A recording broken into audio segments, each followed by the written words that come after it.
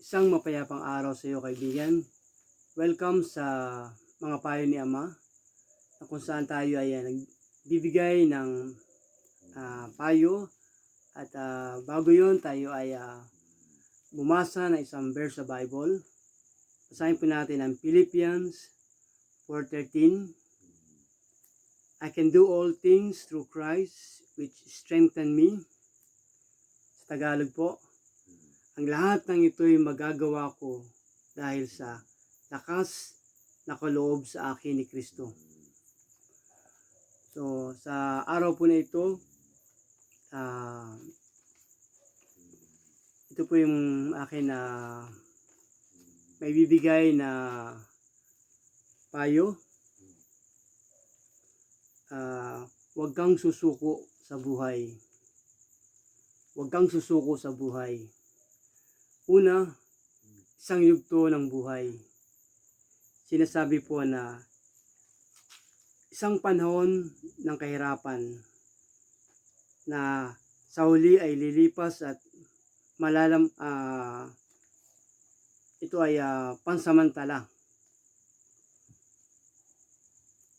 Pansamantala lamang. Ang buhay ng tao ay paikot lamang. Kung minsan ay nasa taas at kung minsan ay nasa ibaba. Kahit nasa gitna ka ng bagyo ngayon, tandaan na may malinaw na langit sa unahan mo. Pangalawa,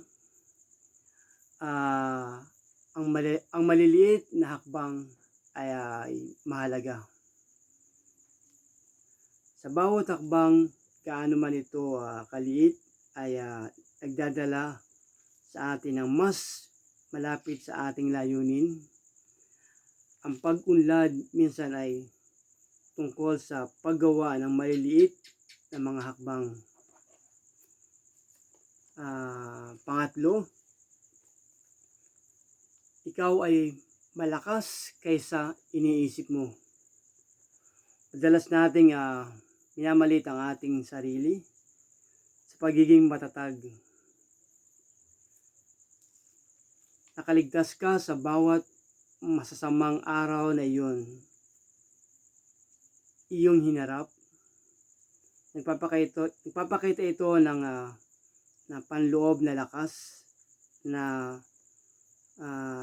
malampasan ang mga hamon at patunay ng iyong potensyal. Huwag kang matakot na harapin ang mga kasalukuyang kahirapan na may panibagong kumpiyansa. Pangapat, tandaan ang iyong bakit. Ang muling pagkonekta sa ating bakit, ang mga dahilan kung bakit tayo nagsimula sa paglalakbay na ito.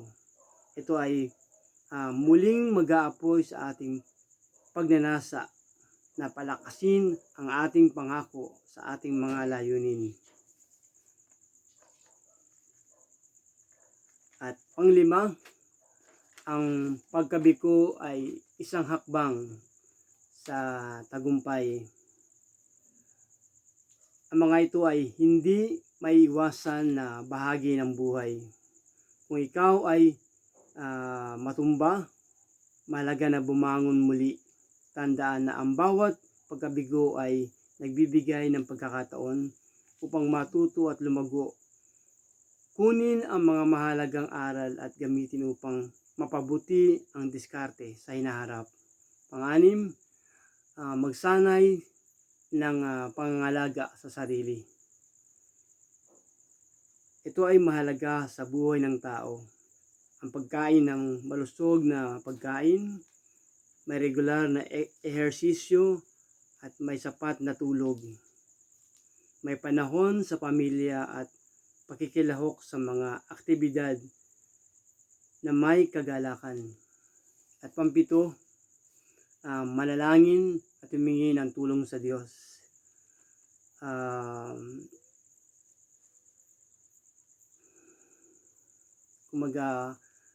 Lumapit tayo sa Panginoon at humingi tayo ng tulong sa Kanya.